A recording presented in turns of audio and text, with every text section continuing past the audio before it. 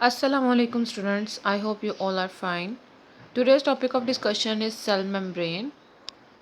All prokaryotic and eukaryotic cells में एक thin elastic cell membrane present होती है जो कि साइटोप्लाज्म को कवर कर रही होती है। ठीक है, ये आपके पास डेफिनेशन हो जाएगी सेल मेम्ब्रेन की। नेक्स्ट हेडिंग है बेटा फंक्शंस। फंक्शंस क्या है सेल मेम्ब्रेन के? सेल मेम्ब्रेन एक्ट करती है as a semi permeable barrier, यानी कि इसका काम क्या है, ये एज अ बैरियर एक्ट करती है, कुछ मॉलिक्यूल्स को अलाउ करती है कि वो उसमें से पास कर जाएं, जबकि मेजॉरिटी ऑफ केमिकल्स को वो उसी फेंस के पास यानी कि एंट्री पॉइंट पे ही रोक देती है। इस तरीके से सेल मेम्ब्रेन सेल की इंटरनल कंपोजिशन को मेंटेन करने में हेल्प करता है। फर्स्ट पॉइंट आपके पास ये हो जाएगा। सेकंड पॉइंट है आपके पास, इस रोल के अलावा cell membrane also sends chemical messages and can identify other cells, यानी कि मैसेज ट्रांसफ़र में भी हेल्प कर सकता है, मैसेजेस को समझने में भी हेल्प कर सकता है और इसके अलावा दूसरे सेल्स को आइडेंटिफाई करने में हेल्प करता है। Next heading is chemical composition. Chemical cell membrane की केमिकल कंपोजिशन को डिस्कस किया गया है बेटा।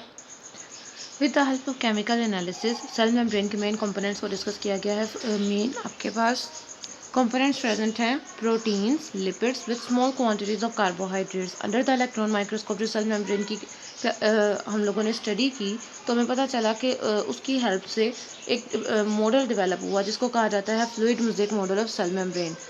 ये इंपॉर्टेंट लॉन्ग क्वेश्चन है आपके पास विद डायग्राम। ठीक है, अकॉर्डिंग टू दिस मॉडल आपके पास एक lipid bilayer, bi means two, एक लिपिड की डबल लेयर प्रेजेंट होती है जिसमें आपके पास प्रोटीन मॉलिक्यूल्स एम्बेडेड फॉर्म में प्रेजेंट होते हैं। ये आपके पास देखें प्रोटीन मॉलिक्यूल्स रिप्रेजेंट किए हैं।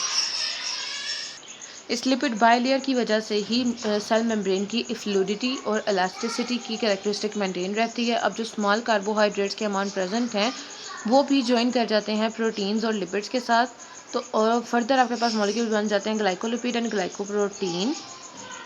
अगर हम बात करते हैं यूकैरियोटिक सेल्स के तो उन के लिपिड बाय लेयर में स्मॉल अमाउंट में कोलेस्ट्रॉल भी प्रेजेंट होता है। ठीक है, next heading is organelles.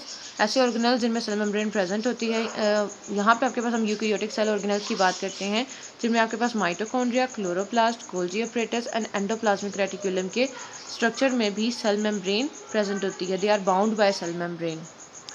Next बेटा यहाँ पे सेल मेम्ब्रेन और प्लाज्मा मेम्ब्रेन का पॉइंट क्लियर किया है। जब हम सेल की ऑल मेम्ब्रेन्स की बात करते हैं तो उन्हें कहा जाता है सेल मेम्ब्रेन्स, लेकिन जब हम सिर्फ आउटर मेम्ब्रेन की बात करते हैं, outer membrane of the cell, तो उसको कहा जाता है प्लाज्मा मेम्ब्रेन।